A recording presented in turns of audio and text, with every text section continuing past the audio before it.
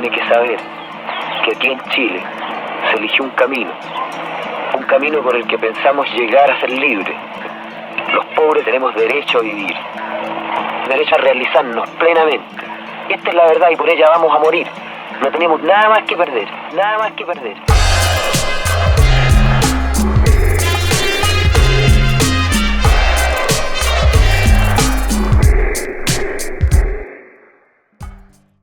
Una juventud en explosión, estudiantes y trabajadores.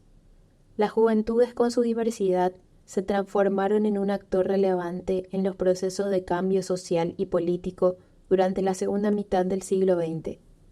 Jóvenes trabajadores y trabajadoras, jóvenes en las poblaciones que se levantaban en los centros urbanos, jóvenes en el mundo campesino e indígena, jóvenes estudiantes. No se comprenden solo como un grupo que vive una edad, no se comprenden solo como un cúmulo de energía y vitalidad. Se posicionan en la realidad chilena y mundial como un sujeto capaz de levantar una voz crítica y a la vez un compromiso político y social. Mientras en Europa se desarrollaban el mayo francés, el otoño caliente italiano y la primavera de Praga, en América Latina la nueva izquierda ganaba impulso con la Revolución cubana, la teología de la liberación y las perspectivas de un marxismo no dogmático anclado en la cultura y las necesidades regionales. En agosto de 1966, en La Habana, se conformó la Organización Continental de Estudiantes Latinoamericanos. Su meta primordial fue promover la solidaridad activa de los estudiantes del continente en la lucha contra el imperialismo y consolidar los vínculos que los unían a obreros y campesinos. El movimiento estudiantil comienza a politizarse más y sus demandas trascienden los problemas netamente estudiantiles. En 1968, en México, las manifestaciones estudiantiles tuvieron que enfrentar una terrible masacre. Un año después, los y las estudiantes en Argentina apoyaron con firmeza la movilización obrera en Córdoba. En Chile, al comenzar la década de 1960, casi la mitad de la población era menor de 20 años. Así, no era extraño que las filas de los partidos políticos fueran integradas por militantes de apenas 13, 14, 15 años. Terminada la primaria o la niñez, ya iniciaba una trayectoria política donde se iba tejiendo la vida desde la elección por proyectos colectivos. Entre los años 1963 y 1964 es creado el Movimiento Universitario de Izquierda, compuesto por militantes de la vanguardia revolucionaria marxista, las juventudes socialistas y las juventudes comunistas. A estas alturas Miguel Enríquez ya era un reconocido dirigente estudiantil en Concepción. El MIR, tras su primer congreso en el año 1965, tendrá una importante participación en la radicalización de las juventudes. Luciano Cruz y Bautista Van Schouden serán elegidos dirigentes estudiantiles en la Universidad de Concepción. El año 1966 se realiza la primera Convención Nacional de Estudiantes del Movimiento Izquierda Revolucionaria, que contó con la participación de delegados y delegadas de las ciudades de Santiago, Concepción, Valparaíso, Coquimbo y Chillán, quienes resolvieron crear el Frente de Estudiantes Revolucionarios, para potenciar la organización de todos los y las estudiantes dentro y fuera de la universidad, al lado de la lucha obrera y campesina. Lo que el pueblo proclama, estamos entonces en el tercer programa de esta serie, Miguel Enríquez 50 años. En esta oportunidad el tema fundamental que vamos a tratar es el desarrollo que han tenido dos invitados, el compañero Lucho Fuente, fundador del SUTE 2.0, como él indica, el Sindicato Único de Trabajadores de la Educación, que rememora lo que fue el SUTE de los años 70, y activista, dirigente social, en fin, que sigue participando hoy día en los procesos de construcción político-social en este país. Tenemos también a la compañera Mari Cris, ella es gráfica, trabajadora social de base, que también ha estado participando, bueno, desde siempre, en los intentos de construcción de una alternativa y que participa actualmente, ¿no es cierto?, en, no sé, pues, las actividades sociales de la Casa de Miguel, entiendo, que se acaba de inaugurar, También pertenecía al grupo de artesanos que había antiguamente ahí en la plaza. Brasil, al Teatro Comunitario Novedades del barrio también. Exactamente. Entonces una compañera que está muy activa en este terreno. Como hemos dicho otras veces, la idea es fundamentalmente tocar como dos puntos centrales, digamos. Uno es que el MIR, como experiencia histórica, que se funda en el 65, tiene un congreso importante en el 67 y que enfrenta el golpe del 73, pasando por el 70 el triunfo de Allende, en un periodo muy corto sintetiza diferentes experiencias. Compañeros y compañeras, viejos, jóvenes, mapuches, artistas, trabajadores, mujeres, etcétera, miembros de las Fuerzas Armadas también, curas, monjas, que fueron convergiendo en esta experiencia de militancia en el MIR. ¿Okay? Y en segundo lugar, la otra cuestión que queremos resaltar es, fundamentalmente el tema de la militancia. Y por lo tanto lo que tenemos aquí, en tanto la compañera Mariquís como el compañero Lucho, es que nos relaten el proceso por el cual esta militancia surgió y se fue desarrollando y que se funda en convicciones tales que todavía hoy día, después de 50 o 55 años, siguen, ¿no es cierto?, en la pelea por un mundo mejor. Entonces, la primera cuestión que quisiéramos consultarle es, ¿qué le evocan estas imágenes? Teníamos ahí, ¿no es cierto?, marchas del FER, jóvenes estudiantes secundarios en los años 70, teníamos, el movimiento campesino revolucionario, hay una marcha también del SUTE, ese SUTE original que hay, del FTR, en fin, y por lo tanto hay una movilización social cuando ustedes eran muy jóvenes. ¿Qué impresión les da ese primer momento? Compañera Mariquís. Yo lo encuentro como una cosa natural, porque la juventud es la que hace los cambios, por lo tanto está en búsqueda de una inquietud, de explorar, de cambiar el mundo y además ayudada en esas instancias por los movimientos sociales a nivel global, como se dice ahora. ¿Sí? Entonces habían vientos de libertades muy potentes y que nosotros nos encontramos con Chile, con un país politizado en ese momento donde la clase obrera estaba muy politizada y sabía lo que estaba pasando. Por lo tanto, en la sociedad estudiantil en la cual me movía yo, había una coherencia de la realidad con el pensamiento de nosotros. Por eso esas imágenes que nos mostraron te lleva a un cúmulo de experiencia, tanto en la adolescencia, ¿cierto?, que me gustaba mucho la música y el baile. Disfrutaba bailando el Sacrificio Soul del Santana, pero también estaba la Revolución de las Flores en Estados Unidos, ¿cierto?, lo que fue Woodstock. Y acá en Chile se estaba produciendo la nueva canción que la estábamos conociendo recién nosotros los jóvenes, con el Quilapayún. Entonces había muchas vertientes culturales en movimiento y que uno las iba a abrazar en la medida de los intereses y de los proyectos que uno tuviera. Compañero Lucho, no sé cuál es su sensación frente a estas cosas. Mira, yo miraba la foto y sin duda es que uno tiende a buscar, digamos, a buscarse a sí mismo en esos recuerdos. Y la primera foto que me impactó fue la del FER secundario, viendo a Leonidas o Luis Valenzuela, que es un compañero que hoy día está detenido, desaparecido, que fue el candidato a presidente de la FECES por el FER, estudiante del Instituto Nacional en aquellos tiempos. Yo creo que uno, ¿no es cierto?, participó en las movilizaciones estudiantiles, pero necesariamente tuvo que dar un cambio o un salto hacia otros elementos a partir de experiencias concretas. ¿Ya? En la foto yo creo que se ve de alguna manera un hecho muy concreto, que es el hecho de que pareciera ser de que el conjunto de la sociedad estaba, como quien dice, efervescente frente a la situación.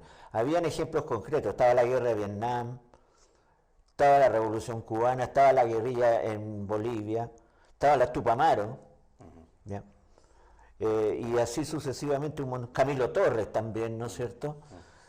Y todo eso a nosotros nos influyó en términos de que proveníamos de la base, digamos, ¿cómo llamarlo? Pero vamos desarrollando eso de Ya, a poco. perfecto. Digamos. Porque, claro, sería interesante también saber, claro, de dónde reciben la influencia, porque además de las influencias nacionales e internacionales que hay, también la pregunta es, bueno, ¿usted era de Santiago o era del campo? ¿Nos podría dar algunas pistas de cómo era su familia? No sé, ¿de dónde viene la cortita? Yo pertenezco a una clase del pueblo pobre, ¿sí? Precarizado. Nací en el Cerro San Cristóbal, en la cara oculta allá, donde están las casas, ahí en ese cerro. Y ahí fíjate que fue el reconocimiento de un principio de mi clase, por las necesidades que yo abrí los ojos y había necesidades. Por ejemplo, mi padre llegaba de la pega a arreglar la fonola que estaba guateada, ¿cachai? Ponía sus libros que los adoraba y para que no nos lloviéramos, porque éramos 7 personas, 8 personas en una mediagua de 2 piezas. Por lo tanto, había que ponerle ñeque. Todo eso me hizo cada vez más tener conocimiento de cuál era mi clase en ese momento, la clase pobre. Y ahí mismo donde la influencia que había mucha política. El presidente de la Junta de Vecinos tenía apellido Recabarren y era del Partido Comunista. Y ahí llegaba mucho la cosa comunista porque, lo que me acuerdo, fue en el año 64 cuando está la marcha de la juventud del Frei. La marcha de la juventud joven, de la patria joven, que subió el cerro y nosotros los vimos una marcha con antorcha en la noche, ¿ya? Por el lado oculto del cerro.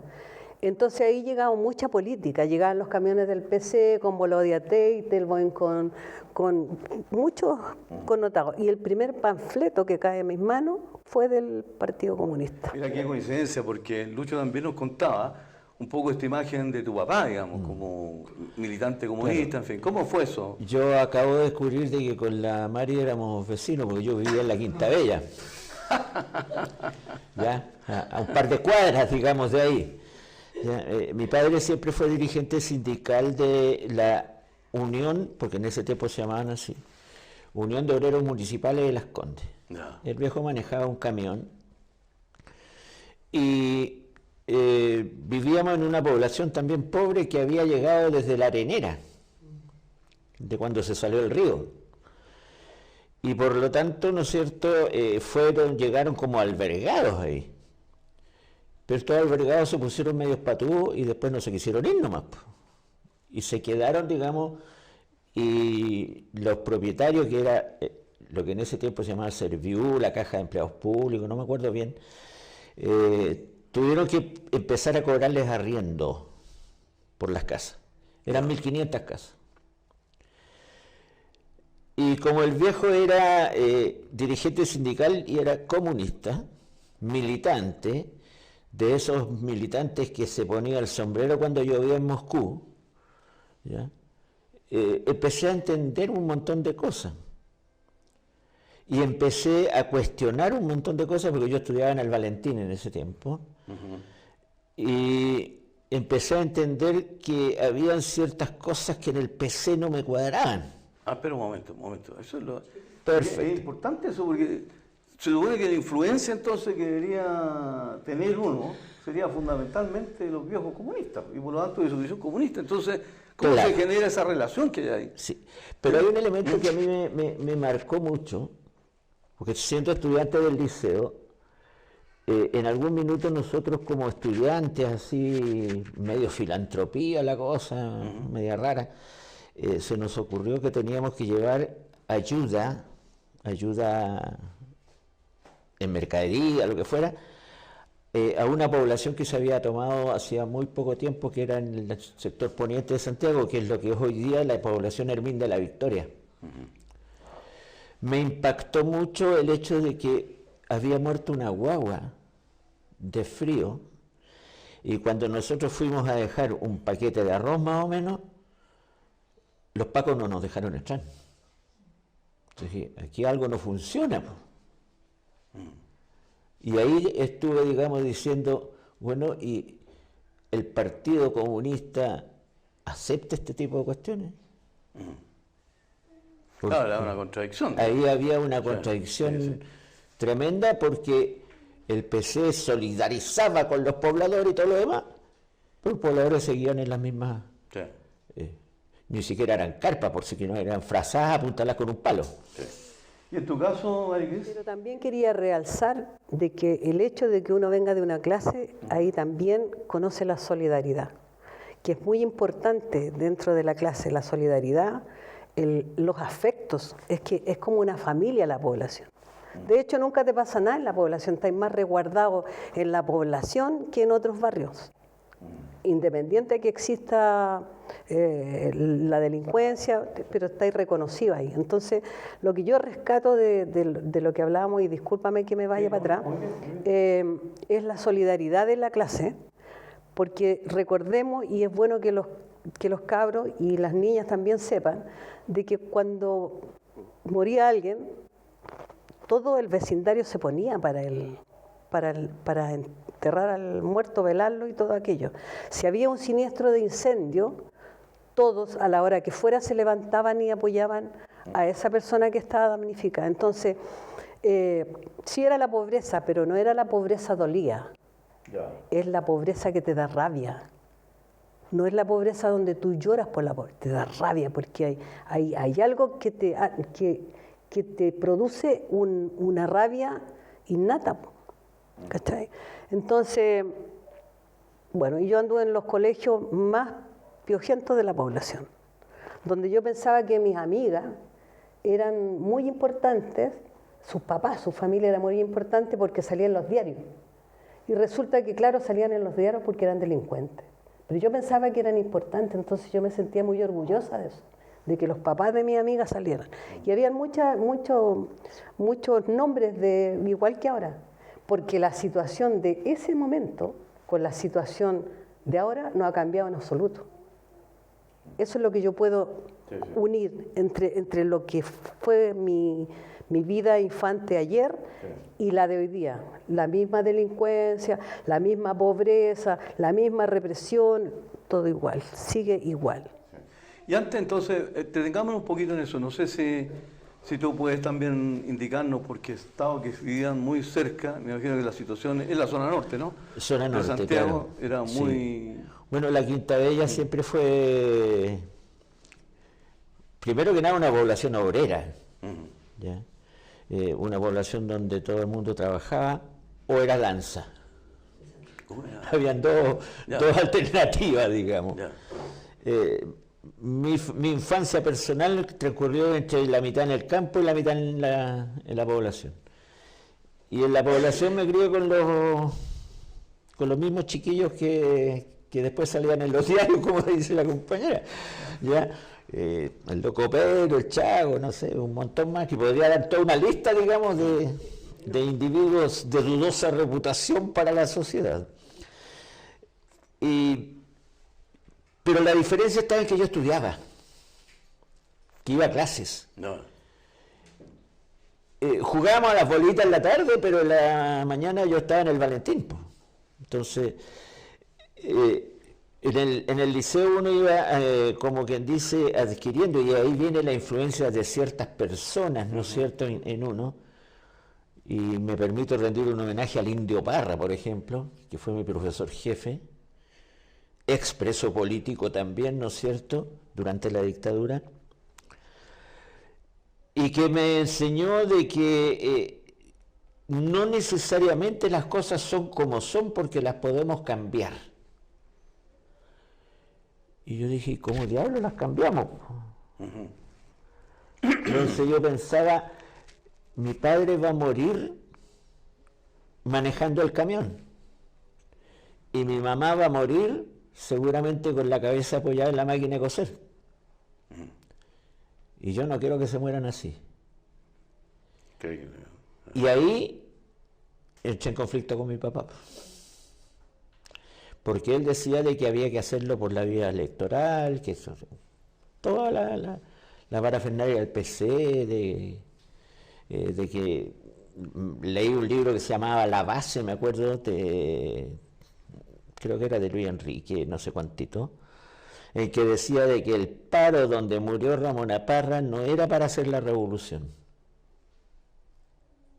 Y yo pensé, ¿y por qué no?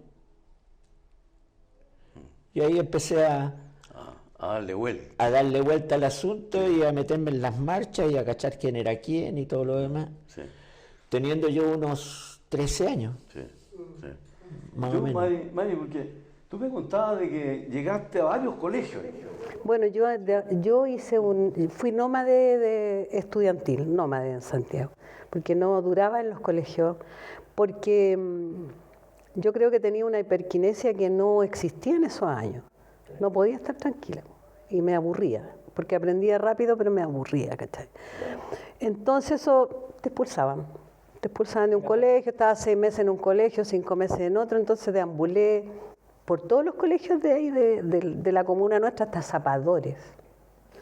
Y de ahí, bueno, además que nosotros éramos nómades, porque mi padre era panadero y mi madre casi analfabeta, entonces era muy precarizado, a mi papá le pagaban diario, nunca le pagaban quincenal ni mensual, nada, diario.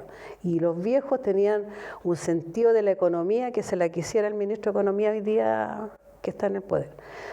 Entonces nos íbamos cambiando de casa y eso también implicaba que yo me iba cambiando de colegio. Pero llegó un momento en que ya no había más colegios y justamente para hacer un nexo con lo que habíamos hablado del año 64,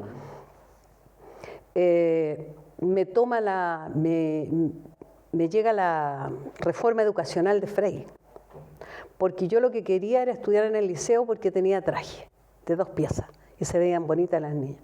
Y por eso también yo quería seguir para usar ese traje de 2 piezas, que nunca lo hice porque se usó el jumper.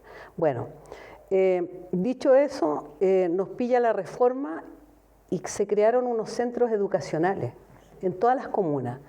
Entonces yo estuve en el de Conchalí primero y allá también fui removida y me fui a Pudahuel abajo, a Barrancas, cuando era Barranca. Pero en ese momento nosotros vivíamos en San Bernardo, entonces era toda la mañana que yo viajaba al colegio. Siempre estuve con cargos dentro del curso, o presidenta, o secretaria, tesorera, encargada del diario Mundo, siempre con algo, pero siempre con una visión de la precarización de esos colegios que no tenían biblioteca, pero era el título de biblioteca, porque no habían libros. Entonces lo que nosotros queríamos eran libros, porque en mi casa no había plata para tener libros, y a mí me gustaba leer. Entonces ahí va siendo también un nexo con lo que uno tiene precariedad, pero cómo lo quiere solucionar afuera, en la sociedad estudiantil, que era el 90% que vivía ahí todo el día. Tú me decías, bueno, este problema con el papá, porque el papá, me imagino, la percepción que tenía es que el único partido de la clase trabajadora era el Partido Comunista. Correcto. El resto eran partidos burgueses o infiltrados por la CIA, me acuerdo, sobre todo a los rojos y negros, digamos. ¿Cómo se da eso? Cuéntanos un poquito esa... Porque significa entrar, vas tomando conciencia, pero también vas tomando un camino como diferente. El punto era de que justo en ese, por lo menos en esa etapa de mi vida personal, ¿no es cierto?, se produce el gobierno de Allende, se produce el triunfo López. Y por tanto, mi padre confirmó su tesis. Y se podía llegar al poder. Se puede llegar al poder a través de la vía electoral. Y eso es innegable. Viva Khrushchev, más o menos. Y claro, era eso, era eso. Y se me ocurrió a mí un día decirle, papá, sucede de que se ha llegado al gobierno, pero no al poder. ¿Y qué es lo que es el gobierno? O sea, él entendía el gobierno como el poder. Y cuando cachó que yo ya no estaba, digamos, como de acuerdo con los postulados de la vía electoral, para ser más claro, fue muy tajante. Él no estaba dispuesto a alimentar a un funcionario de la contrarrevolución, porque estábamos haciendo la revolución en ese minuto, y por lo tanto no podía permanecer en la casa. ¿Eso significa que ya estaba militando en el MIR o no? Yo ya estaba militando en el MIR, o sea, no era militante. Sí, sí. Influenciado. Era algo así como simpatizante. Claro, una onda así. Ya. Pero así como de cabro chico, pues, o sea, estamos hablando de 14 años, 15 años. Y el viejo me echó cagando de la casa nomás, pues. No era posible de que él alimentara a un funcionario de la contrarrevolución, porque el compañero Corbalán le había dicho de que todos los miristas eran agentes de la CIA.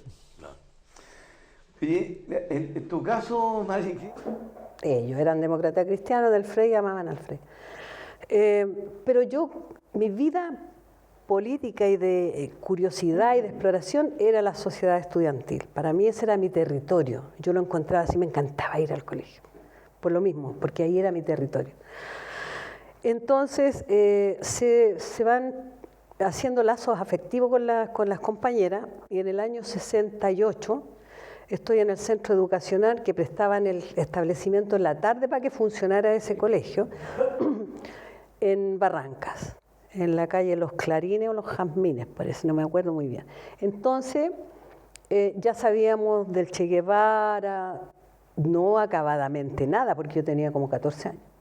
¿Cachai? Entonces sabíamos algo, todo esa, como que estaba en el aire, así como que en el ambiente toda la cosa de cambio. Lo más concreto era que existía el Partido Comunista, para mí, y la Juventud Comunista, que era lo que más difundían, digamos. En un momento del recreo me pongo a leer el diario Mural y voy a reproducir el dibujo, ese que lo encontré. Entonces en el diario Mural había una biografía, pero cronológica. Y era la cronología del Che porque se cumplía un año del asesinato del Che Guevara. Me llamó mucho la atención esto de que fuera una persona de acá, de esta tierra, a otra tierra. Eso fue lo que me hizo sentido. Moverse, bonito, conocer otros lugares, no sé, me imaginé eso. Y me dio la inquietud por conocer, saber de este personaje que era el Che Guevara. Paralelamente a eso me estaba pololeando la Jota y me decían que me integrara, que había disciplina, que podíamos juntarnos, que lo pasaríamos bien y que si yo me cumplía con todo lo que había que hacer, me iban a dar un carné. un carnet. Un carné. Lo encontré incongruente con mi manera de pensar, la verdad, las cosas, y lo digo con toda sinceridad de lo que sentí en ese momento, que fue que yo dije, pero ¿por qué te tienen que dar un carné para hacer las cosas? Si tú las quieres hacer, si tú las haces porque tú las quieres hacer. Si uno está en el colegio, en diferentes instancias organizadas, es porque tú lo querés. ¿Por qué te tienen que dar un...?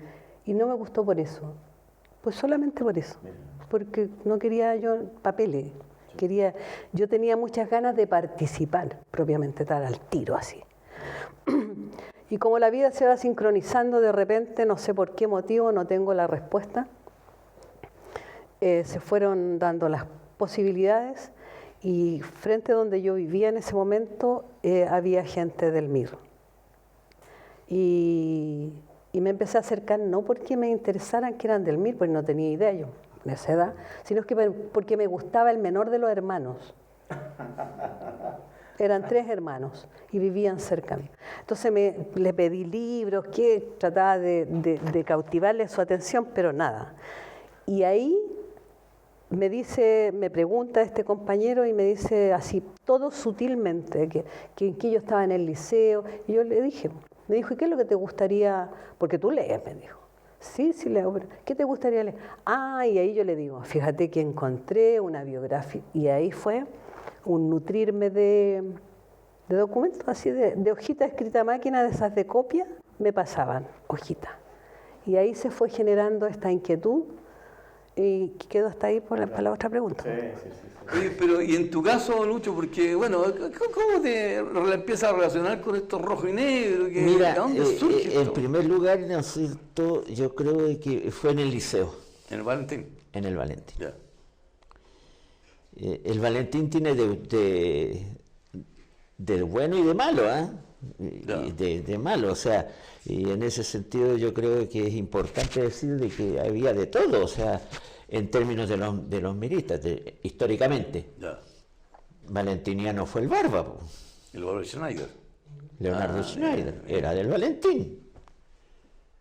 Ah. Pero también ¿cómo se llama? El Borges, el compañero que estuvo preso años y años, ¿ya? El Charles Ramírez. Charles Ramírez. ¿Ya? Fueron valentinianos, ¿no es cierto? Bueno, con el Charles éramos contemporáneos, digamos. Ya. ¿Ya? Yo creo que mi paso hacia la militancia partió, primero que nada, admirando el profundo valor ético. En ese tiempo no cachaba nada, ni siquiera la definición del concepto, pero consideraba de que todos los compañeros que yo más o menos cachaba, que tenían simpatía por el MIR, eran hueones que tenían una cualidad moral distinta al resto. ¿Quién fue el que primero empezó a conversar contigo ya El que en la onda de primero, reclutarte? en la onda de reclutamiento fue un compañero de apellido Salazar, que nosotros le decíamos el Conejo, Salazar, Conejo, ya. que según mi información hoy día está en Australia. Ya. Si es que está Si vivo. nos porque escucha, eso- entonces un saludo al a Juan Salazar, y conformamos una especie de base del MIR. Nosotros nos sentíamos miristas, no andábamos ni cerca, pero nos sentíamos miristas, con 4 compañeros. arma una base con 4. Armamos una ¿Y base se con podrá 4. saber quiénes eran los...? Sí, era Juan, Ya, el Conejo, ya, el chico Pablo, que hoy día es un jubilado de la Municipalidad de Santiago, ya. Pedro Vara, que lo conversamos el otro día, ¿ya? Que era el único no estudiante del Valentín, era de la Academia de Humanidades, Ya. y el que habla. ¿Y el qué?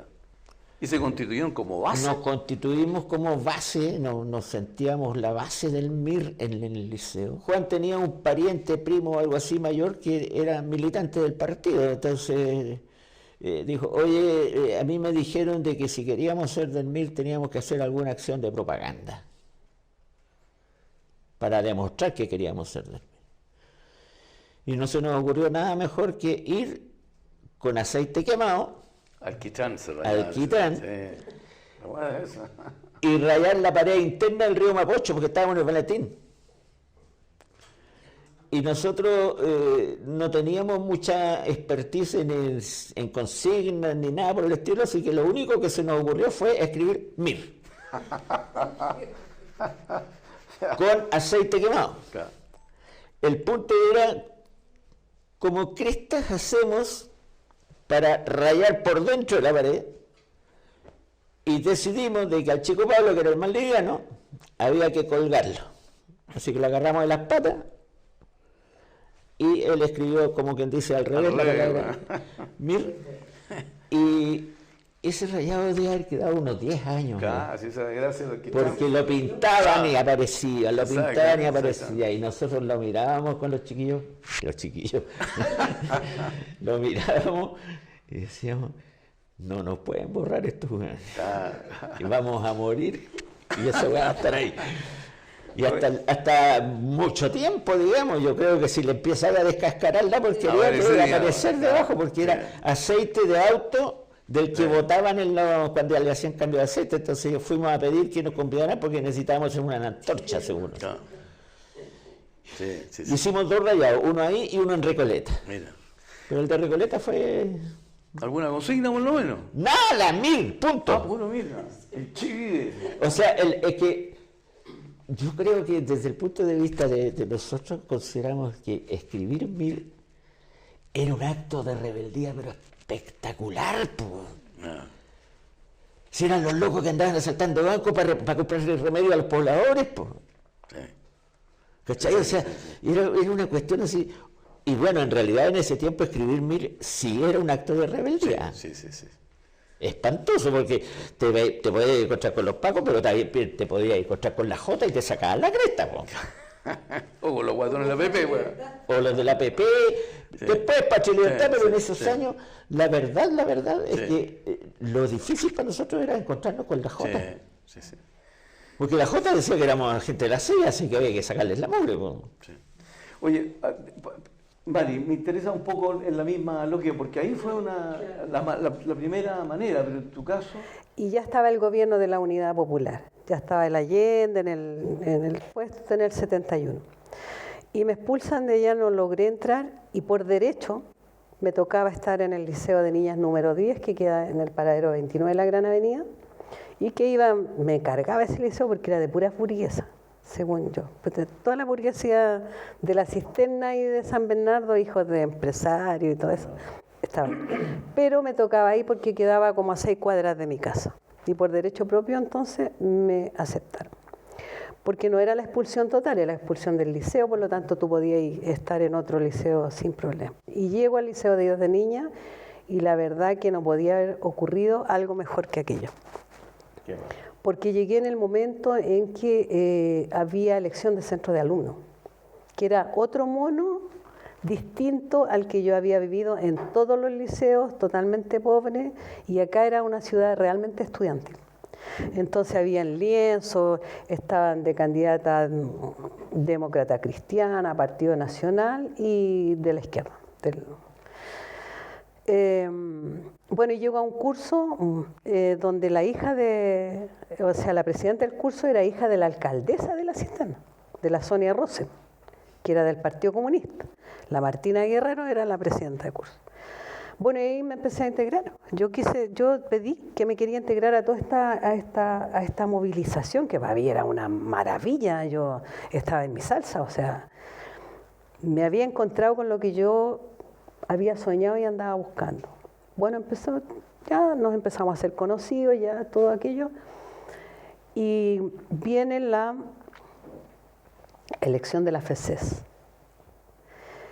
La elección de la FECES y el FER estaba no había FER ahí en el liceo. Y nos llama una compañera que, bueno, ella, Mireya Pérez Vargas, que estudió en el liceo, la hermana del Dagoberto Pérez, y ella, seleccionó como el partido a las distintas compañeras que ella pensaba que podían integrarse a hacer algo, y tuve la suerte y el privilegio que me mirara, que me invitara. Entonces nos invitó, empezamos a ir a reuniones incipientes, hacia la casa, así como reunión de colegio, pero también estaba el hermano, que era el Aldo, como mirando las reuniones de nosotros. Y él como que nos daba algunas pautas. Y ahí decidimos fundar el FER en el liceo. Y fundamos el FER en el liceo. Y no quiero ser lo más exacta posible, no tuvimos ningún adiestramiento, formación política, todavía no, nada. Sino que nos dijeron que el FER era una instancia partidaria, un frente estudiantil que pertenecía también, que era una rama de él. No éramos todavía militantes del mismo, habíamos empezado.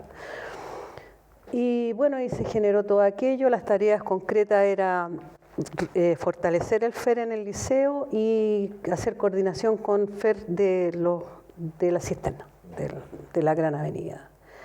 Y bueno, ahí tuve mi primera chapa, no sé por qué me puse Viviana, pero me puse Viviana, sí, yo quería ponerme Viviana.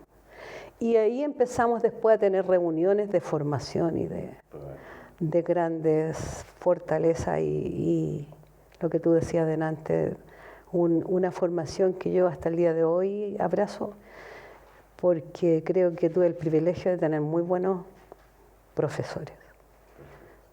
Una consulta, vamos a avanzar un poquito más rápido ya sobre este momento, digamos.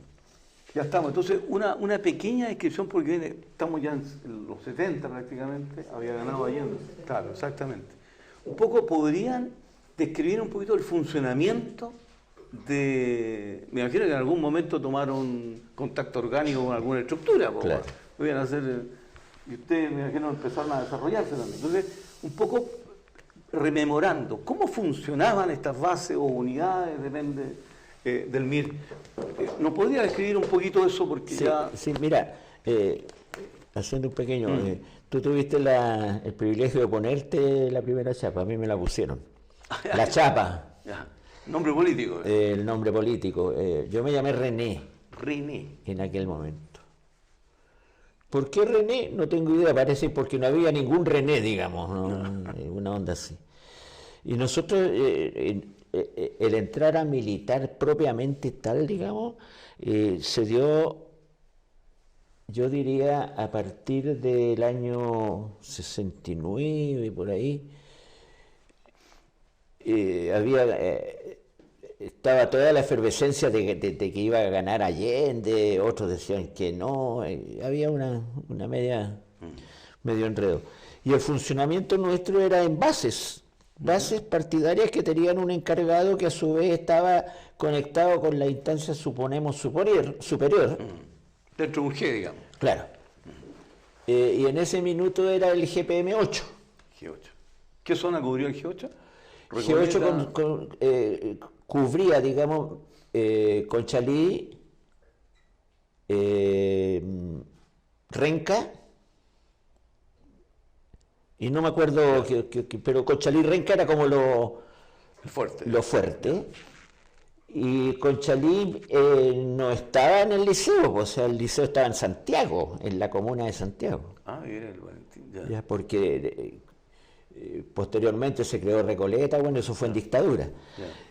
Nosotros éramos los estudiantes del Valentín, pero el comité local Santiago Norte del FER estaba adscrito a través del partido, a través del MIR, al GPM8. Okay. ¿Ya? Y ahí militamos. Po. ¿Y cómo, cuéntame, tenían formación? Bueno, la tarea nuestra era, primero que nada, ¿no es cierto?, era hacer crecer el FER. Po. Ya. En segundo término, ¿no es cierto?, ahí se me producen problemas en el tiempo, se me enredan las fechas. Pero la tarea nuestra era abrir digamos, FER en otros establecimientos también, ¿no es cierto? Y en ese caso nosotros abrimos trabajo en el Liceo 4 de Niña, que hoy es el Paula Jara Quemada, y evidentemente con las hormonas juveniles, digamos, todo el mundo quería ir a abrir trabajo al Liceo 4, po. Claro, porque eran las compañeras, po. Bueno, de hecho se creó el FER ahí y salieron compañeras que después estuvieron militando, digamos, en otras zonas. Me acuerdo de una compañera que era la Janet Param, que terminó militando en el partido, digamos, allá en Chillán, trabajando muy estrechamente con José Liendro. ¿Ya? O sea, no estuvimos tan equivocados, digamos. Sí. Y después se abrió más trabajo en lo que era la industrial de Conchalí, los cortapalos que le llaman, ¿ya? Y así fuimos, digamos, armando más FER. Y desde el FER se nutría el MIR. Entonces, cuando el compañero tenía, ¿no es cierto?, las capacidades, bueno, todo lo que ocurre, se integraba a una base. A una base, de simpatizante. Ya. A esa altura nosotros nos creíamos neoyorqueques porque ya éramos aspirantes. ¿No? Era la maravilla, o sea, éramos aspirantes. Y en lo personal, por lo menos a mí me pasaba lo siguiente, ridículo, pero de cabro chico, que yo caminaba por la calle y decía, pensás que ninguno de estos jóvenes sabe que yo soy del MIR. Claro. Era como un orgullo. Claro, era una militancia clandestina. Claro. Sí, interesante. Muy claro, o sea, nadie de este pobre tonto no sabe con el que está conversando, decía yo. Era un cabrón chico, pero era una cuestión así como un orgullo a toda prueba. Era un orgullo de que uno podía y espero terminar con esto, uno podía transparentar la actitud mirista. Sin decir que era mirista. Sin que, si te preguntan, bueno, ¿vos sois mirista? No, yo no. No, para ser del MIR hay que ponérsela por loco, yo no. No, los miristas están todos metidos en las oficinas públicas, ahí clandestinos y todo lo demás, nosotros no. Oye, Marisa, tomando el mismo punto, digamos, y para ir cerrando esta parte, digamos, ¿cómo se constituye, cómo funcionan ustedes? ¿Arman una base también? Nosotros armamos una base con éramos 6 compañeras, y la mayoría era del curso donde estaba yo, del cuarto H. Y fuimos 6, pero fue como la canción de los perritos, porque se fue desgranando el choclo. Al final, en esta base, que ya no era base, quedamos 2. Que hasta el día de hoy, bueno, ya la compañera está un poquito enferma, pero seguimos siempre juntas. Pero era el fortalecimiento del FER en el liceo, y apoyar la candidatura del Milton Lee en esos años a la FECES, porque justamente estaba el Milton Lee y estaba el Salazar y el Escalona. Entonces, nosotros apoyamos por la DC, el Escalona, claro, y el Milton Lee. Íbamos poco a las marchas del FER al centro de Santiago, porque nosotros queríamos, y era lo que nos orientaban, que teníamos que fortalecer en la comuna la presencia del FER. ¿Y cómo funcionaba esa base? ¿Tú te acuerdas? Íbamos a la casa de los Pérez Vargas, y el paradero 26 de la Gran Avenida, vivían ahí, y nos hacía el trabajo político Aldo. Él era el jefe nuestro. Él era el jefe nuestro de la base, donde estaba integrada también la Mireya, o sea, éramos 3. Las 3 íbamos a reuniones y nos daba los lineamientos de trabajo en el fondo, y qué es lo que teníamos que leer y cómo nos teníamos que comportar. Eso a mí me hizo mucho sentido hasta el día de hoy, cuando él en un momento plantea de que no estamos en una organización tan libre como que hay muchos como anticuerpos hacia el MIR y hacia las organizaciones que tienen que ver con él. Entonces él decía que no nos podían derrotar,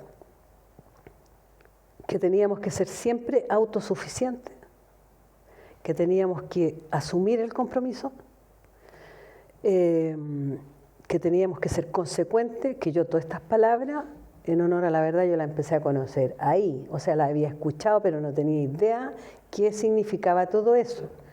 De la moral revolucionaria yo no tenía idea, pero ahí lo aprendí en esa instancia, antes no.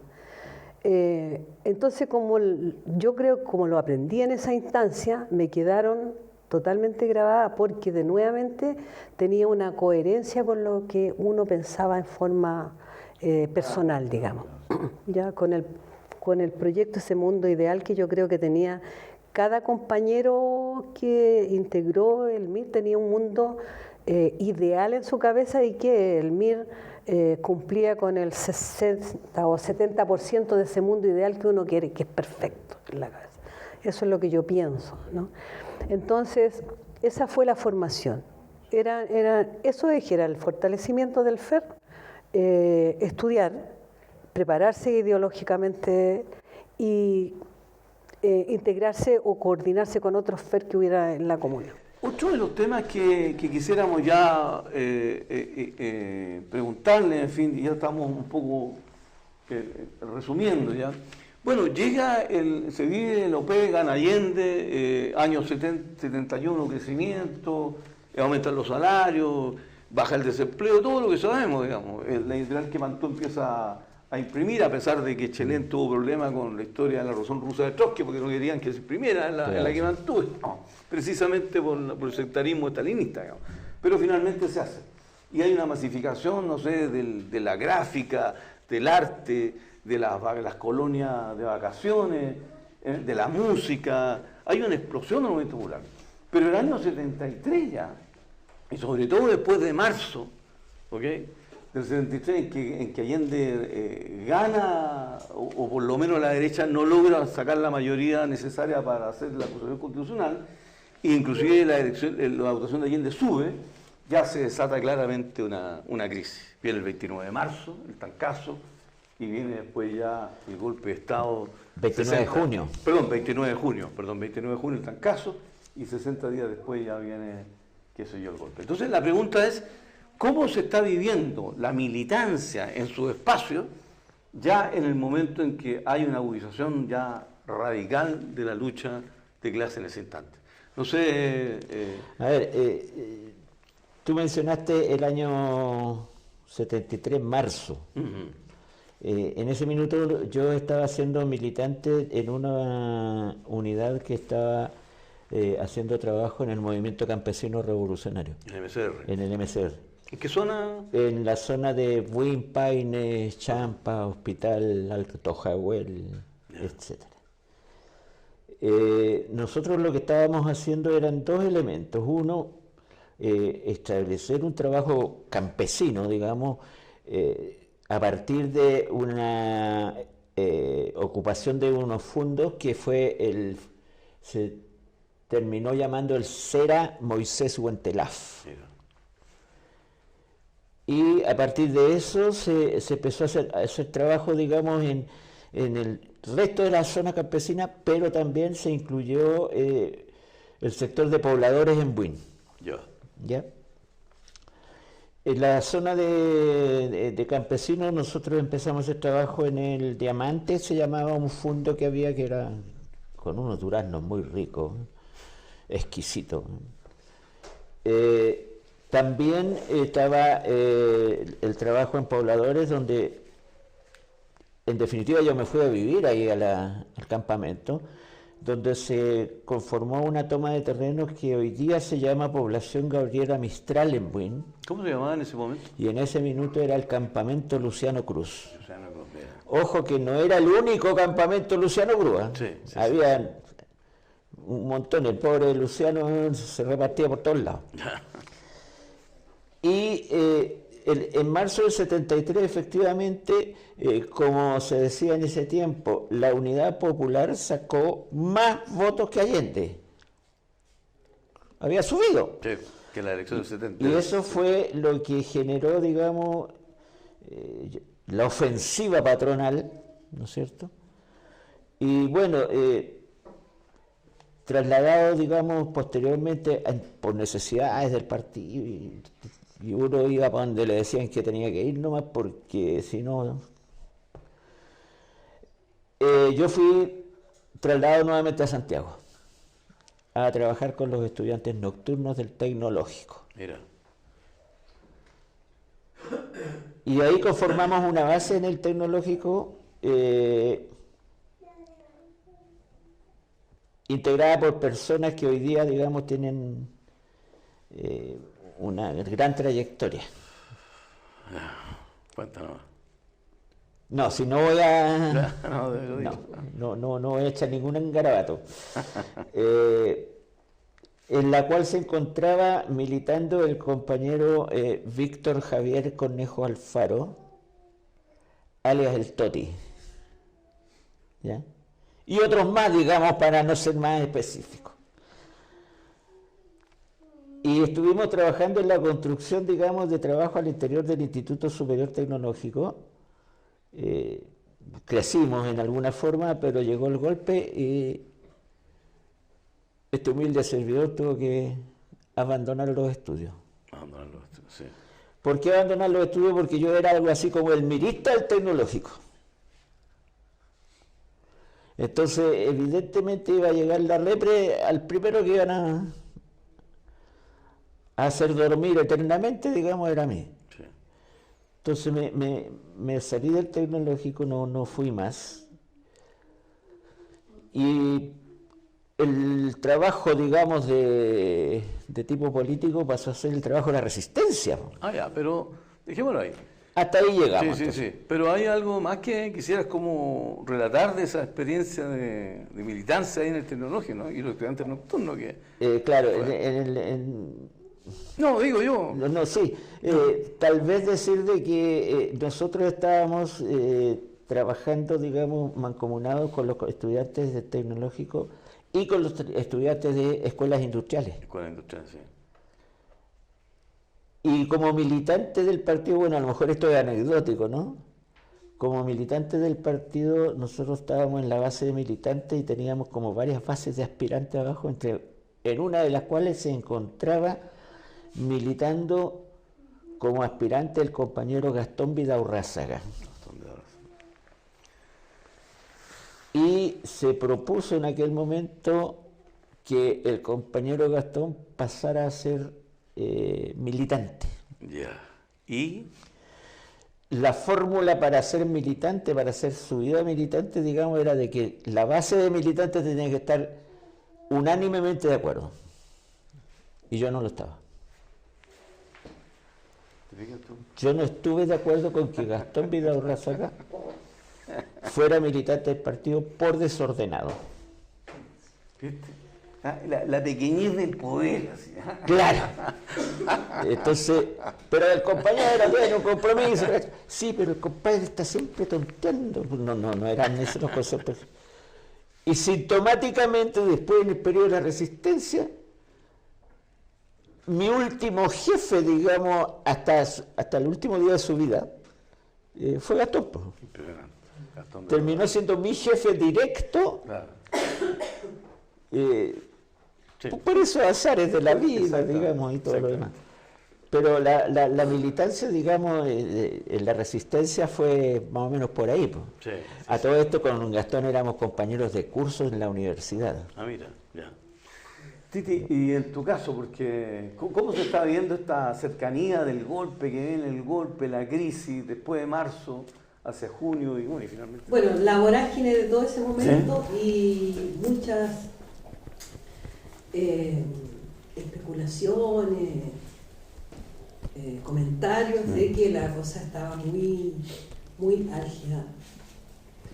A mí bueno, en mi casa sabían que yo era de izquierda y me decían que yo era del Partido Comunista.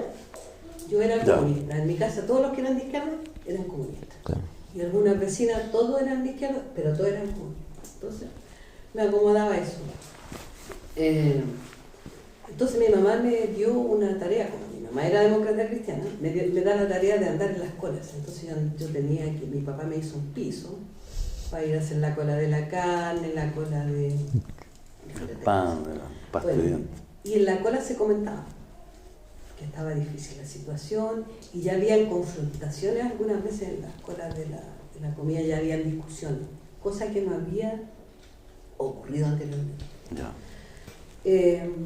Eran esas anormalidades. Y porque tenía un flujo de información un poco no directo, pero por parte de mi papá, que después de ser panadero trabajó en la UNTA, en los comedores populares, y hacía el pan y los pasteles y todo aquello. Entonces él comentaba, sin ánimo de, porque no era político, él comentaba por la preocupación de la familia. Entonces él comentaba de que venía algo, que venía un golpe y que iba a ser muy terrible, porque él tenía mi papá era muy sabía de lo que pasaba en Bolivia, en Brasil, nos comentaba. Y había un señuelo de una canción, la tenía lista para ponerla, que era una canción de Leonardo Fabio, Pantalón Cortito. Si tocaban esa canción, venía era porque ya era la debacle y iba a quedar la crema. Entonces todo eso iba alimentando también, pero en honor a la verdad, uno con la edad que tenía no alcanzaba a catalizar eso, porque como nunca había pasado, no lo podías imaginar. Yo había leído de los golpes de Estado en Bolivia, ¿cierto? De Paraguay, de Brasil, pero no lo había vivenciado, entonces no era tan preocupante, además que había que hacer hartas cosas, entonces se llenaba. Sí. Eso puedo decir. Sí, sí. Y en relación a las CAP, bueno, ahí teníamos una coordinación, un compañero que era socialista, era el presidente de la CAP del barrio, Sí, ¿y dónde pilló el golpe? En el 11. El golpe como El día 10 en la noche, ¿dónde estaba? Y el 11. La organización, voy a obviar algunos detalles por razones obvias, pero la organización a mí me había retirado del trabajo, llamémosle Estudiantil, público. Público, abierto, y yo pasé a ser parte de la Comisión Nacional de Comunicaciones. Y en la Comisión Nacional de Comunicaciones a mí se me encargó 2 regionales para enlazarlo. No era el jefe del regional ni mucho menos, o sea, era simplemente el regadero, por decirlo de alguna manera, que viajaba permanentemente entre uno y otro punto. Y el golpe como tal, yo estuve, en ese minuto, estaba en lo que era el Regional Norte Chico. ¿Eso en La Serena, Coquimbo? Coquimbo, Serena. Yeah. Bueno, había más, pero Sí. mi llegada, digamos, era o a Coquimbo o a La Serena. ¿Y tú eras enlace entre el Comité Central Entre el Comité Central y el regional, digamos. Yeah. Y el enlace tenía que llegar a un lugar, llegué y el compañero con el que yo tenía que conectarme, que hasta el día de hoy me acuerdo que se llamaba Guillermo Peña, el Guatón Peña le decían,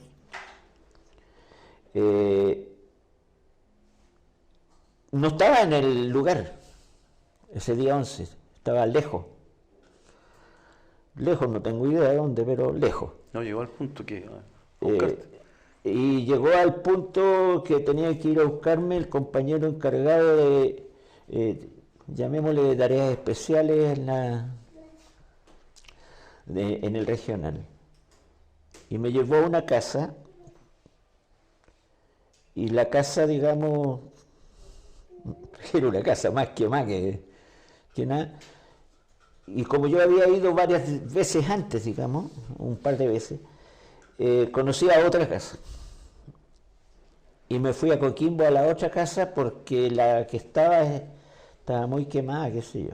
¿Pero te habían enterado ya del golpe? En ese minuto fue cuando el compañero encargado que nos fue a buscar nos dijo, oye, voy a usar la frase textual que dice, compadre, tenemos que movernos porque en Santiago quedó la cagada. Yo dije, bueno, ya pues. Y yo en ese minuto estaba enlazando, digamos, la llegada de recursos. Era dinero el que yo llevaba para allá. No voy a decir dónde lo guardaba.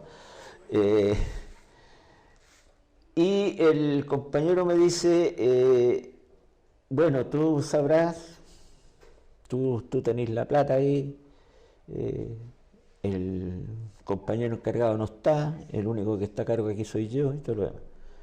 Yo opté por entregarle el dinero, pero dejarme una parte para poder moverme, pero no tenía dónde. Así que me fui a la primera casa, una casa que llamábamos en ese tiempo La Isla, porque estaba en Coquimbo al lado de los roqueríos, qué sé yo, entonces durante toda la noche las olas pegaban, era... Pero la casa estaba vacía, no había nadie. Claro, los compañeros que vivían ahí habían salido apretando cachete. Y mi raciocinio fue, si me pillan en la calle, me liquidan de inmediato. Sí. En cambio, dentro de la casa, por lo menos tengo la posibilidad de que no lleguen a la casa. Efectivamente ocurrió, no llegaron y pude, digamos, pasar la noche ahí. Y al otro día se produce un viaje autorizado por los milicos de Serena a Santiago. Mi gran problema era que pedían absolutamente todos los datos personales de cada uno de los pasajeros del tren. Para todos los efectos legales yo andaba con plata porque andaba comprando papaya. Entonces, como andaba comprando papaya, qué sé yo, al pedirme los datos yo opté por dar mis datos, los reales. Mi nombre, mi ruta, toda la historia. Y pude viajar a Santiago. El día 12, 11, 12. 12, debe haber sido el 12, 13, ya. por ahí. 14, no sé, uno de esos días. Sí. El problema era llegar a Santiago, porque se suponía que Santiago estaba ocupado militarmente. Y como el tren venía del norte, porque había que hacer transbordo en Calera, en esos años, mi decisión fue, si llego a la estación Mapocho, me van a chequear porque deben estar revisando a cada perico que baja, y por lo tanto lo más probable es que haya algo. Entonces mi decisión fue de que cuando el tren bajara la velocidad, me iba a tirar del tren, a la altura de Renca más o menos. Bajó a la velocidad del tren, miro para al suelo y digo, no me tiro ni cagando. No, por ningún motivo. Me voy a sacar la... Me voy a morir estúpidamente de un porrazo, güey. Así que, no, me arriesgo. Y me fui hasta la estación. ¿Y saliste por la estación? Y salí por la estación con todas las facilidades del mundo, digamos, porque la dictadura había retornado la paz y todo lo demás, según ellos. Sin papaya. Sin papaya y sin plata, porque se le ha dejado a los compañeros. ¿Hasta ahora ningún contacto telefónico con alguna estructura? Hasta ahí ninguna. Ya. Sí, había el teléfono. Lo que había era el teléfono con moneda. Y de la Junta de Vecinos. Y el de la Junta de Vecinos, claro. Y llegué a mi casa. Pero mi casa era peligrosa, pues sí. ¿La casa de tu papá o la De mi casa padre, que tenía aquí? de mi padre. Ah, ya, perfecto. De mis padres. No, eso fue posterior. Ya. Llegué a la casa de mis padres y me quedé en la casa. El punto era que yo no estaba quemado en el barrio, digamos, como milista. Y me quedé en el barrio y ahí pasé los allanamientos de la Quintana. Caminando por la calle norte, así, todo, así, 5.000 detenidos en una mañana. ¿Ya? Hay un video por ahí del allanamiento de la Quinta Bella y sale la fila de... ¿Ya? Y aparezco yo, pero irreconocible, pues tenía, ¿cuánto? 18, 19 años. Y de ahí me conecté al partido. Ya. Por otros caminos, digamos que no... ¿Qué vamos a decir después? Ya, Titi, estamos... ¿Cuál es tu...? Estamos en el día del golpe. El día del golpe, sí. ¿Qué está pasando? ¿Cómo...? Me imagino que cerraron el voy colegio. Voy a verlo en el sentimiento sí. que me tomó. Sí. Bueno, ahí se me cayó la teja, recién, de lo que estaba pasando, de lo que venían diciendo. Porque yo no podía entender. Mi mamá me mandó a buscar a mi hermano, que lo había mandado a un negocio, pasando la Gran Avenida. Yo vivía en el 30 de la Gran Avenida. Pasando la Gran Avenida, cerca de la base aérea del Bosque. Por lo tanto, me dice que lo vaya a buscar, porque era menor que yo, y no podía atravesar la Gran Avenida. No me dejaban atravesar los milicos la Gran Avenida, los aviadores. Entonces, ese fue un shock. Y otro compañero que era de la Jota, que nos conocíamos del barrio, me dice, agárrame la mano y yo voy a hablar, pero no, porque yo empecé medio enardecida, me dijo, tú quédate callada y vamos a atravesar igual. Entonces le tomé la mano y con él atravesé, porque les dijo que teníamos a nuestros hermanos chicos, no pidieron papel, nada. Y logré llegar, porque él me dejó al otro lado, ¿no? Logré llegar al negocio. Y venía llegando un bus de los chicos de la aviación y se bajan y con garabato dicen, miren ustedes, tal por cual y todo lo que acostumbran a decir hasta el día de hoy, tienen 1 minuto para retirarse a sus casas. Nunca más van a haber cola, y no se llama cola, se llama fila, dijeron, y tiraron balazos al aire. A mí eso me despertó, me di cuenta de lo que decía mi papá y me dio mucho miedo. No puedo decir que no me dio miedo, mucho miedo, pero me dio ahora el miedo con rabia también. Me dio mucha rabia y empecé a poner la idea que me gustaría tener un arma, ¿cachai? Así, de rabia por todo lo que está ocurriendo en ese momento.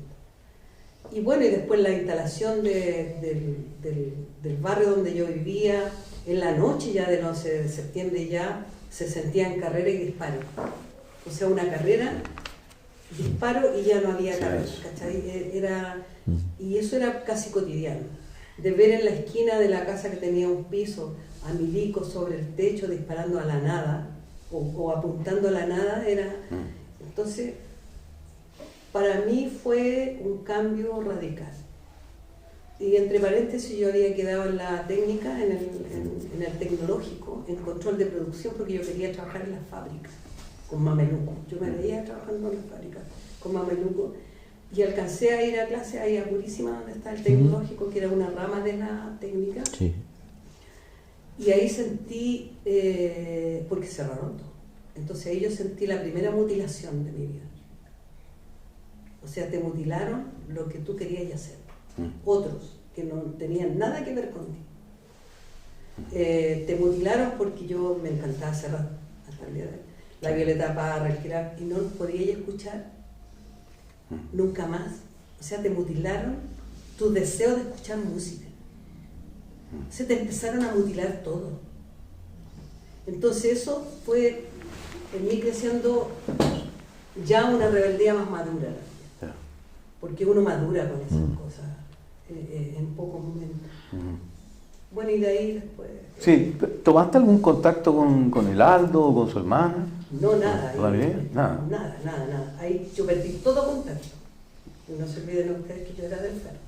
Por lo tanto, mi contacto directo era en el paradero 26 de la Gran Avenida. Y estaba cerrado. Y cagando iba a ir a la casa de ellos porque yo sabía cuál era el peligro, porque algo nos habían dicho, algo de cuidarse y todo aquello.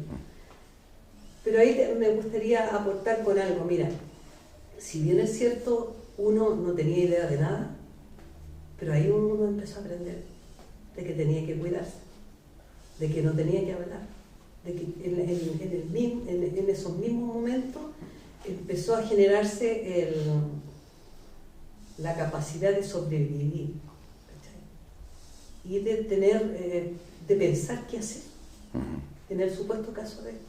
Sí. Fue una madurez que llegó rápida. Sí. En esos días. Puedo decirlo. Como dice Maduro, a la fuerza. Sí. Oye, viene, bueno, tú me imagino en algún momento tomaste contacto con alguna estructura y viene toda la resistencia. Me contacté con mis antiguos compañeros. Yo cachaba que los compadres de la base de militantes que yo estaba... ¿Dónde está el Toti? ¿No? No, que eran los de los vespertinos y nocturnos, ya. Que yo estaba en esa base, pero en la comisión de comunicaciones era otro tema, digamos, una tarea paralela. Y yo cachaba que vivían por ahí, por la Villa Olímpica, cachaba que vivían por ahí. Entonces me fui a empezar a pasear por ahí a determinadas horas, qué sé yo. Hasta que me encontré con un compañero que... anecdótico, le decíamos el Mozart. ¿El Mozart? Mozart, por el cantante, por el músico. El músico. Porque se parecía, ¿ya? Y con él me conecté, y empezamos a conectarnos, y al tratar de recomponer la estructura partidaria, porque estaba desarmado todo, ¿ya? Yo termino siendo parte, digamos, de otra estructura, que es el GPM8, que era mi lugar territorial, digamos, por razones obvias, de vivienda. Y en el GPM8 se me encarga la tarea de trabajar en lo que era la unidad de informaciones. Y en esa estructura de informaciones, bueno, algo que hasta el día de hoy practico, ahí me enseñaron a conducir un vehículo, por ejemplo, aprendí a manejar ahí. Fue mi jefa la Ida Vera, que estaba en este momento detenida desaparecida. Y trabajé en esa estructura hasta que quedó la escoba porque cayó la chica, la Ida. nuevamente a buscar, digamos, contactos por uno y otro lado, hasta que me encontré con el contacto con el compañero Ricardo Alarcón, alias Mizomba. El Mizomba. Sí. Y ahí estuvimos trabajando hasta que hasta que no nos dejaron trabajar más, porque fuimos trasladados directamente a Villa Grimaldi, de Villa Grimaldi a Cuatro Álamos, de 4 a 3, y de 3 a investigaciones, acusados de 8 asaltos. Una consulta, ¿tú te acuerdas de la caída de Miguel? Sí. ¿La tienes en mi cabeza? Sí. ¿Sí? ¿Y dónde estaba? Estábamos precisamente con el Ricardo, estábamos en una casa que era de mi padre, un sitio, digamos. Un sitio. Fue una desazón espectacular, pues, o sea, cuando dijeron de que estaba rodeada la casa, las primeras noticias que salió es que no se sabía, no se dijo, porque los buenos sabían, no se dijo que quienes estaban ahí era la comisión política del partido, pues. Pero se decían que eran altos dirigentes del MIR. Entonces lo único que a nosotros se nos ocurrió en ese momento,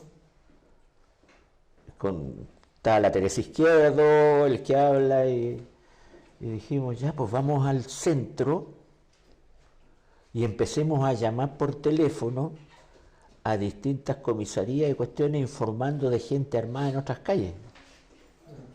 Con el objetivo de dispersar las fuerzas. Claro, o sea, era una forma de dispersar, pues. Hicimos unos 10 llamados más o menos a distintos. No nos pescó nadie. Honestamente nadie llegó, no llegó ni un Paco, ni una cuestión. Pero fue el intento nuestro, digamos, de colaborar en la protección de los compañeros. Pero no, los resultados están a la vista, digamos.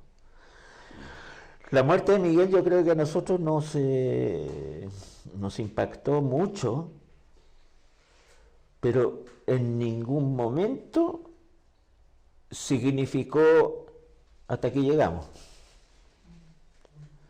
En ningún minuto hubo alguna duda de continuar, digamos, en la resistencia, ¿no? O sea, la muerte de Miguel, de alguna manera, y a lo mejor es medio chabacano lo que voy a decir, pero la vimos casi como un accidente de trabajo, ¿no?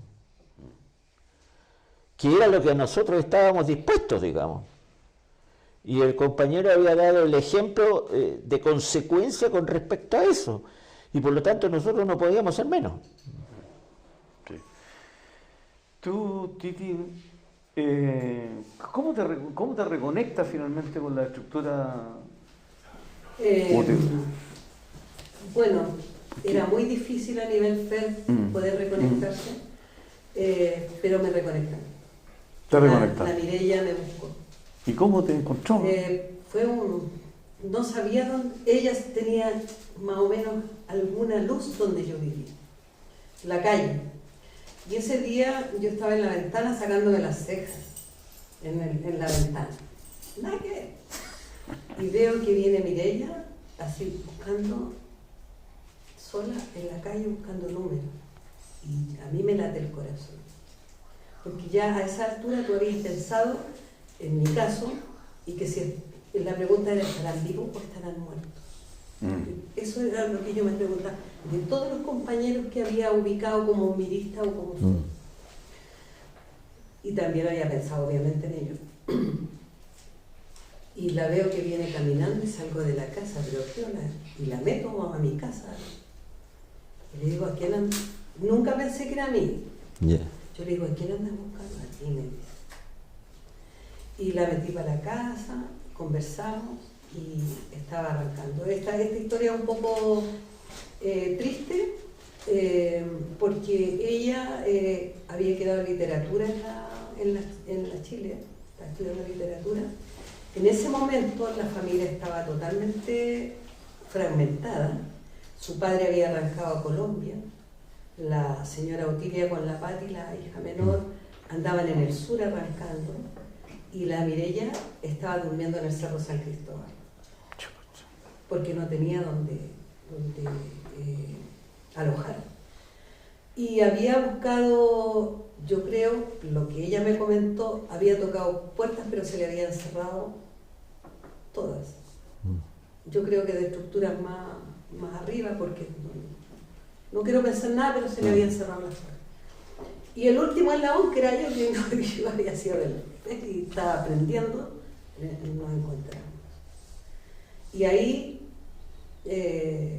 hicimos la primera leyenda, porque yo tenía que ver cómo convencía a mis papás para que ella se quedara en mi casa. Bueno, ese es otro cuento, más adelante. Y logramos hacer la leyenda y funcionó. Funcionó muy bien y se quedó en la casa un tiempo. Casa que no estaba quemada porque era reconocida por los demócratas, que los papás eran demócratas cristianos. Y yo, que algunos pensaban que yo era de la Jota, que, o sea, ahí no, de izquierda no era yo, pero nada más que eso. Entonces eso nos sirvió mucho no habernos mostrado mucho en ese sentido. Estuvo en la casa y ahí ella me explica de que si yo estoy con el compromiso de continuar religiosamente, eso era lo que yo estaba esperando. Entonces me dice de que esta es una película, que no es una película de jovencitos, donde ganan los buenos, sino que es la realidad, y que se nos puede ir la vida. Me dijo, si estás en condiciones, y tenemos que cuidar la vida, porque vivo servimos. Me dijo, si estás en condiciones y hacer el compromiso, continúa. Y ahí nos dimos un abrazo grande, y yo le dije hasta el final de mi vida. Potentísimo el tema. Cómo se va tejiendo la vida, ¿eh? Impresionante. Bueno, mira, estamos, no sé, pasaron 50 años de resistencia, de lucha, estamos acá. A mí me gustaría mucho, Titi, también yo sé que tú también tomaste decisiones, digamos. Sí. Y antes que llegáramos hasta ahora, bueno, en el caso fueron la típica trayectoria, la Villa, Tres Álamos, Cuatro Álamos, y después la Penny o investigaciones, digamos. Y ahí, bueno, en el caso tuyo, en algún momento también, bueno, presa, y después la salida... Fue distinto. ¿Sí? A mí me amenazaron. Ya. Y dimos la orden porque después nos pusimos a trabajar en la resistencia con Mireia. Con la Mireia. Con su hermano, Iván. Con Iván, ya. Con el Iván, sí. Trabajamos los tres en la resistencia. Una de las cosas que teníamos que hacer era ubicar casas de tortura, que estaban ya como pasándose el entonces íbamos los tres, con todo el riesgo que eso implicaba, y entonces yo hacía de pareja de Iván, como que era mujer. Bueno, ahí hicimos algunos trabajos, pero después tuve que salir, porque la Mireia cae en enero en la casa, junto con Iván. ¿De qué año estamos hablando? ¿76? 76, 77. Sí. Yo inicialmente me iba con ellos, porque ese era el proyecto. Pero yo pedí autorización de pasar la última Navidad en mi casa. La última Navidad, yo sabía que después era nada. Entonces le planteé, oye, porque estaba también haciendo la leyenda, le dije a mis padres que yo me había conseguido un trabajo en Concepción y que iba a trabajar, porque mi mamá lo único que quería que yo trabajara, que como no estaba estudiando, que tenía que trabajar. Sí. Entonces le dije eso y yo de ahí me sumergía totalmente. Entonces inicialmente yo me habría ido con ella, pero me dieron la autorización de quedarme en la casa esa Navidad, cuando acontece lo de enero, febrero. Después de eso, nuevamente una prueba de compromiso hasta el final, digamos, y deciden los compañeros sacarme del país, que me vaya. Porque yo les dije que no quería irme, pero que me tenía que ir porque los monolitos no sirven de mucho. Las tumbas tampoco, y se necesitan compañeros que asuman el compromiso de retornar con más preparación y todo aquello. Y me voy al exilio con todo el valor de mi corazón. Estuviste tú en África, ¿no? Sí, me voy a Canadá. Allá conozco a varios compañeros que están acá en Chile hoy día, al comité local de Canadá. Ya. Pero yo me di el plazo de estar máximo 2 años en Canadá porque también era un país capitalista que había tenido que ver con el golpe. Y yo no iba a estar años allá en Canadá, por lo tanto estaba haciendo el trámite para irme a la Casa Cultural Sandino con la cosa gráfica a Nicaragua. Estaba encargado el Ricardo Alarcón de la mira. Dirección Nacional en Toronto. Ese es otro Ricardo. Ah, el otro, ya. Es ya. otro Ricardo. Es otro Ricardo. El Mota. Ya. Y bueno, estaba en eso y llegó el amor y era un compañero de nosotros y él también quería mudarse de Canadá porque no soportaba más estar ahí en ese país y se fue a Mozambique. Entonces me dijo, ¿te quieres ir? Sí, le dije. Pero voy a ver si me sale primero en Nicaragua, se va él. Y después me dice que me vaya a Mozambique y yo le dije que era muy lejos, con toda la ignorancia. Me dijo, sí, pero en la revolución no hay frontera y acá hay un proceso revolucionario. Así que me fui para allá, a Mozambique, a cooperar, que teníamos el nombre de Cooperante Internacionalidad. Ya. Bueno, mira, estamos... ¿Qué decisión es esa? Pues significaba ir a un país prácticamente en guerra. ¿No? Si quieren, explico un poco. Sí, un poquitito, sería muy bueno, interesante. llegué a un país que tuvo lucha armada. El asentamiento guerrillero estaba en Tanzania, en el norte, y la verdad es que es largo así como Chile, Mozambique. Por lo tanto, por las comunicaciones y el atraso, hasta Copiapó más o menos sabían que había una guerrilla que iba a liberar el país. De Copiapó a Santiago Albo y de Santiago al sur ni una cosa. Por lo tanto, fue muy complejo el proceso porque triunfa no la guerrilla en honor a la verdad, no fue por el triunfo de la revolución, sino que por la coyuntura de los claveles de Portugal. Ah, sí, la caída de Entonces, de la dictadura de Salazar. consecuentemente entregan las colonias y justamente venía un proceso cierto revolucionario en Mozambique, pero llegó en una bolsa el regalo con la independencia de Mozambique, con la revolución y un proceso socialista, que era demasiado porque muy complejo, Sí. porque no había luchas sindicales ni Claro. nada. Sí. 32 tribus, 40 tribus con lenguas distintas, entonces había muchos bandos armados, mercenarios que habían sido de las antiguas colonias de Holanda, Alemania, y que penetraban desde África del Sur a la guerra, Sí. estando nosotros allá en Mapa. ¿Cuánto tiempo estuviste ahí? 4 años. 4 años. Ya. ¿Y de ahí regresaste, retorno a Chile? Ah, ya. Regresé al retorno y a Chile. Ya. ¿Y en qué? Ah, Operación Plutón. ¿Qué época estamos hablando? 85. 85, mira. Bueno, me imagino una gran experiencia que habría que contarla en detalle en otro momento. Un detalle, Sí. que yo creo que para desestigmatizar el exilio, Sí. es que algunos chilenos se fueron a países que realmente necesitaban del apoyo de compañeros para fortalecer los cambios o la revolución triunfante como internacionalistas. Nosotros trabajamos allá así y duramos ese tiempo porque nos reencontramos con nuestra infancia. Quiero ponerlo, porque muchos chilenos que estaban en los países capitalistas lograban estar 1 mes o 2 meses, porque las condiciones de hambre, había hambre. Todos los días tenían que comer arroz, todos los días de la vida, no había más. Entonces, claro, con la poca costumbre, a lo mejor su clase también había nacido con precariedad, por lo tanto, nosotros nos quedamos con mi compañero y decidimos seguir, porque nos reencontramos con la infancia, con la misma miseria que teníamos en la infancia. Ya.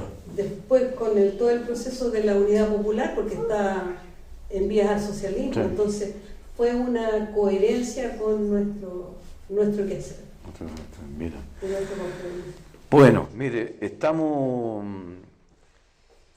Una pregunta, chicos, solo para salir de la duda.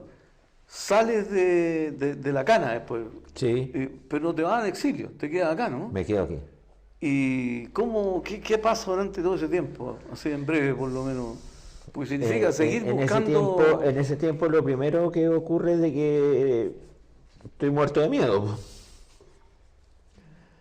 sea, yo había salido, había estado en manos del Krasnov y del Troglo. El choclo. ¿Ya? Había pasado por la cárcel pública, ¿no es cierto? Estábamos ridículamente cuando nos sueltan diciendo de que estamos libres por falta de mérito.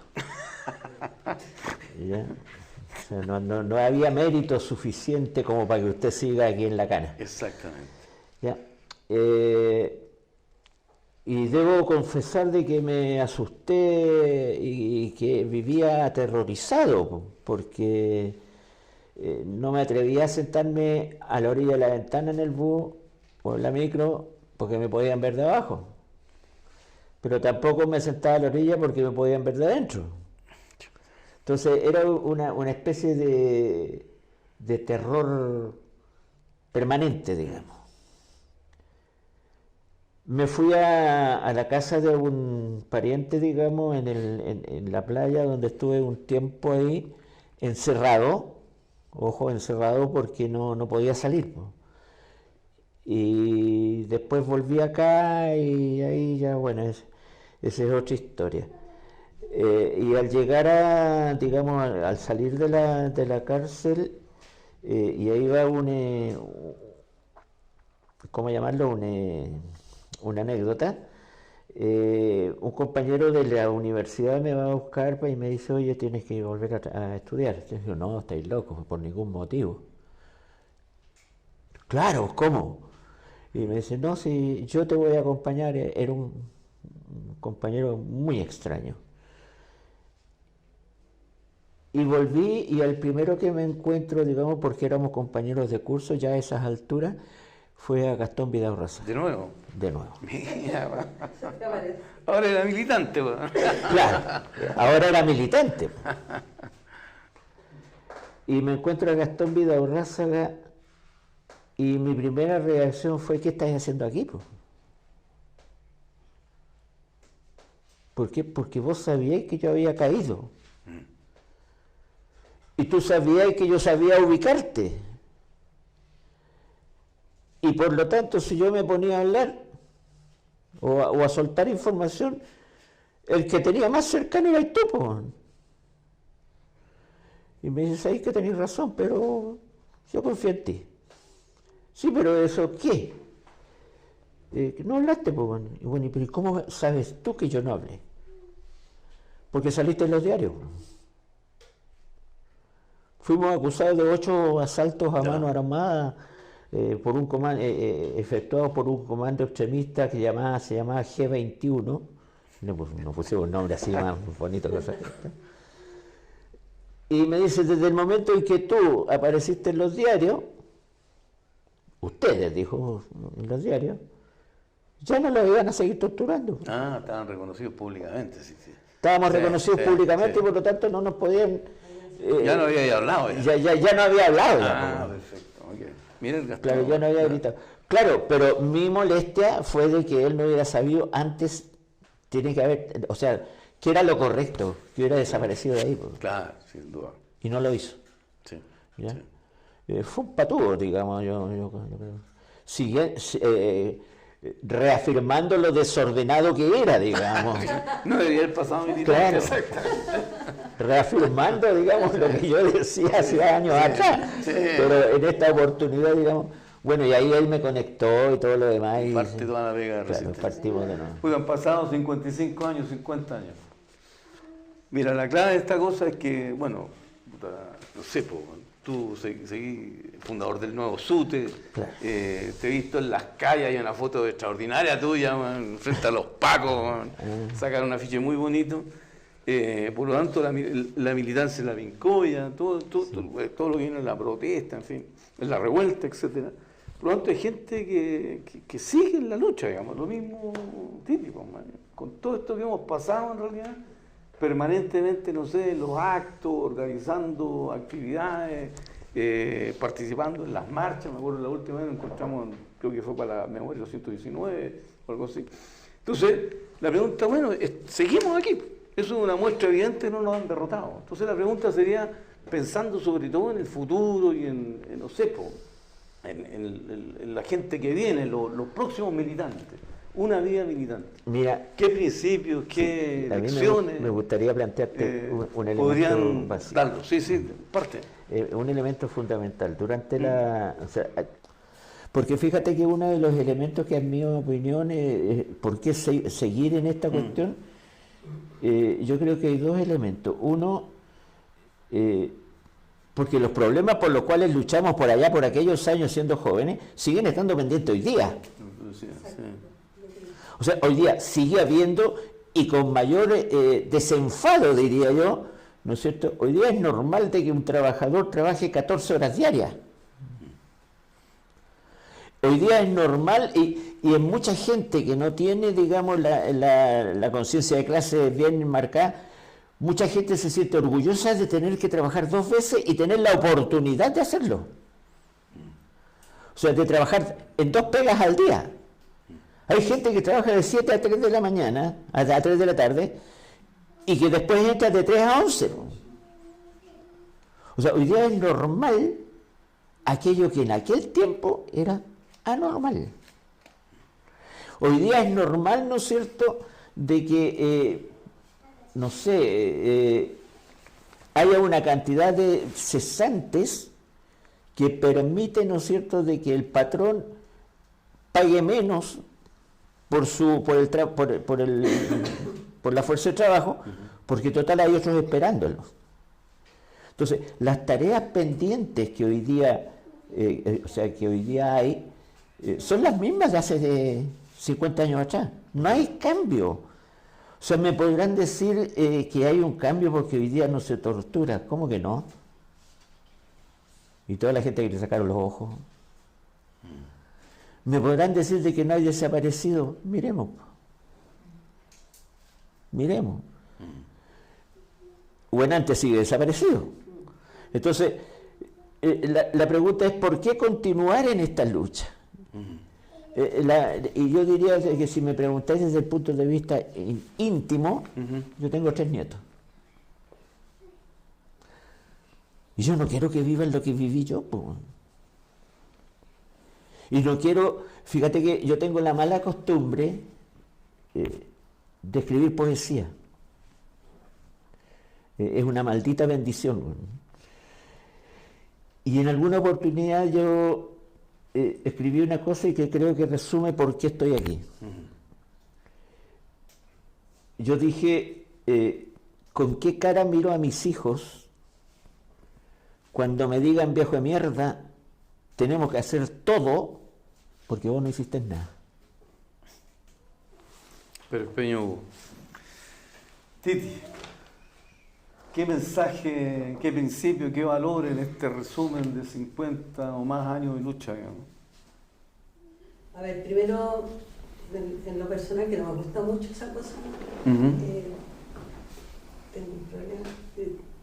¿Por qué sigo? Primero, porque lo que aprendí con los compañeros que me formaron me hace sentido hasta el día de hoy. Que el compromiso,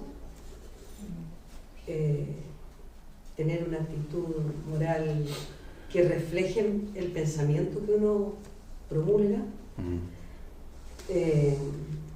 consecuencia, tratar de ser consecuente, que es lo más difícil que puede haber en este mundo, sobre todo en este sistema capitalista que vivimos.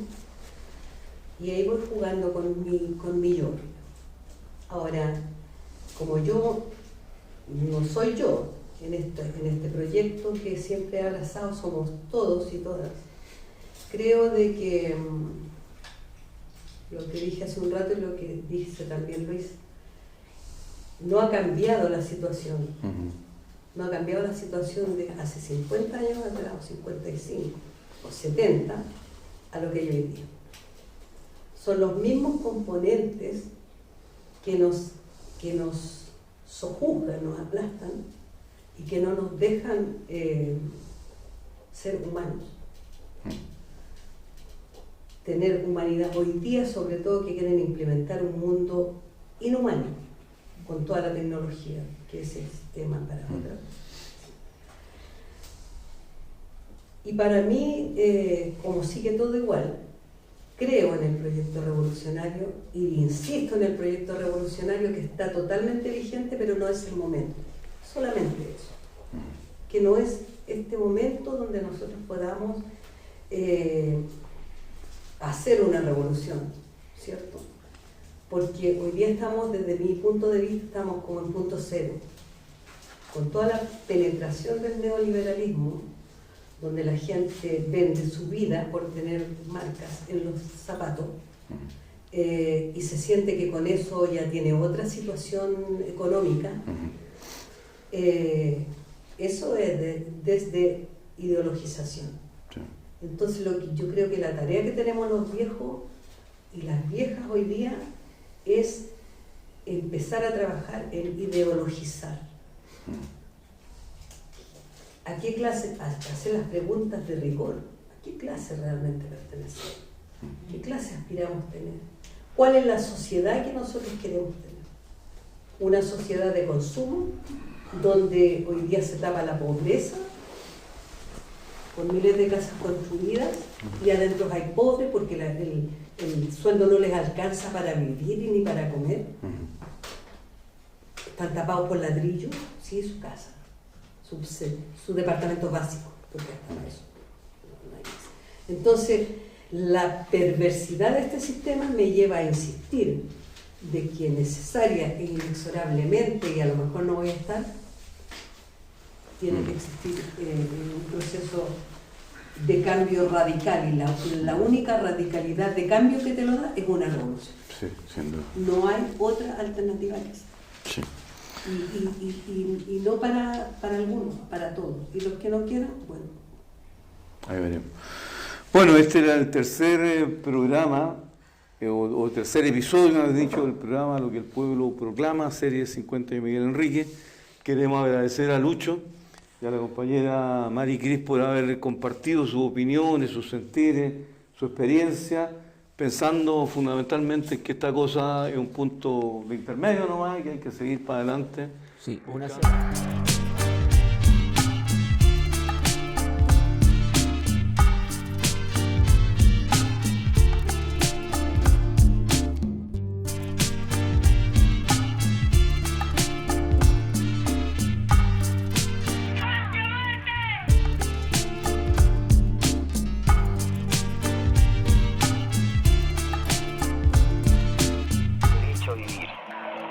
derecho a realizarnos plenamente.